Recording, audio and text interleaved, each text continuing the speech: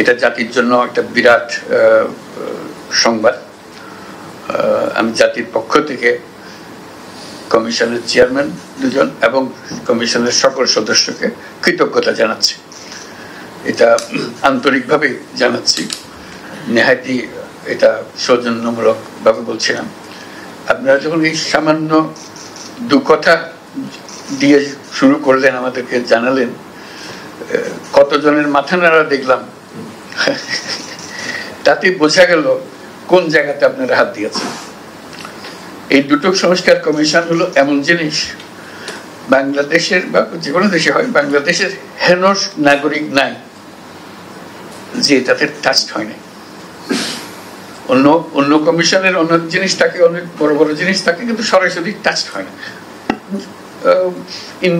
Indirectly হয়। কিন্তু এটা হলো একদম সরাসরি।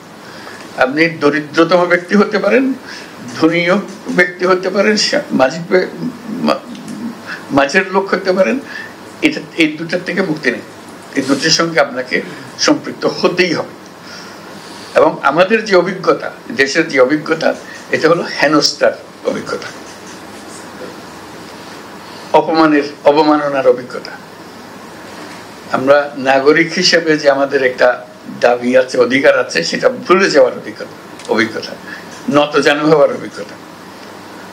এখানে যে আসার কথা শুনিয়েছেন, সেটা এই যে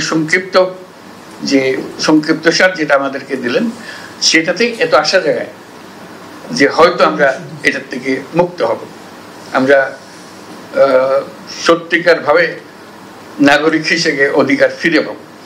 এটাই আমাদের প্রত্যাশা, এবং আপনাদের এই রিপোর্টের মাধ্যমে সে প্রত্যাশা পূরণ হোক।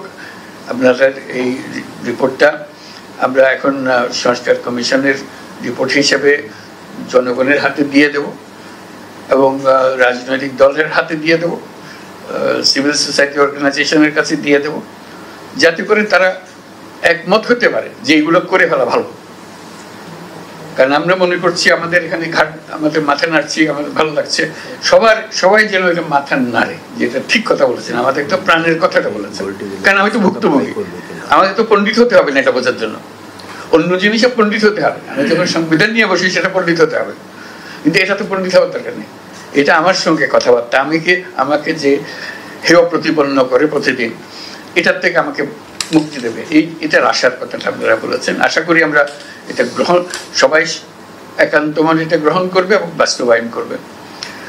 আজকে আপনাদের প্রজ্ঞা, আপনাদের অভিজ্ঞতা, আপনাদের একাডেমিক জ্ঞান সবকিছু সংক্ষিপ্তসার করে এখানে রিপোর্ট এসছে, এবং আপনারা বহুজনের সঙ্গে কথা বলেছেন, সেগুলো একত্র হয়ে এখানে এসছে।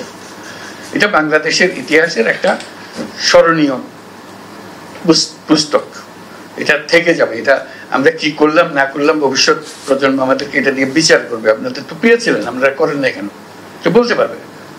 এটা এমন না যে আমরা জানতেন না বলে করেন না, এখন তো জানিয়ে দিয়েছে, এখানে বইতে সব বলা আছে, আপনারা করেন নাই।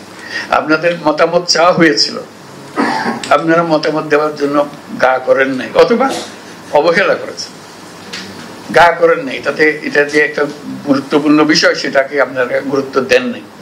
সেটা সেই দায়িত্বটা আপনাদের কাছে, জনগণের কাছে এসে যাবে যদি আমরা সেটা সাড়া না দিই।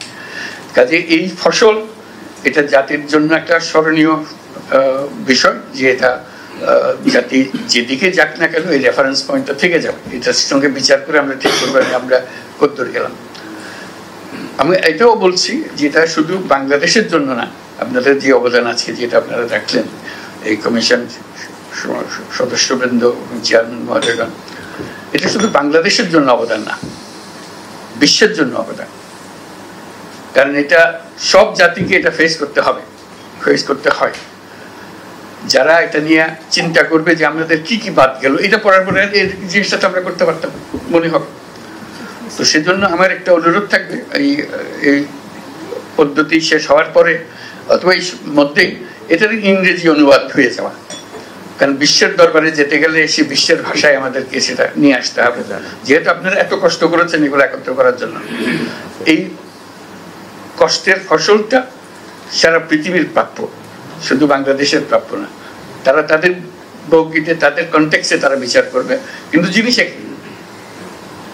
ইস্যুটা তারা তাদের মতো করে দেখবে, এবং তারা যখন তাদের দেশের জন্য চিন্তা করবে বা একটা প্রস্তাব আনবে, পার্লামেন্টে একটা প্রস্তাব আনবে, এগুলো ঘাটাঘাটি করবে যে হ্যাঁ ওরা কি করেছিল, ওরা কি পরামর্শ দিয়েছিল।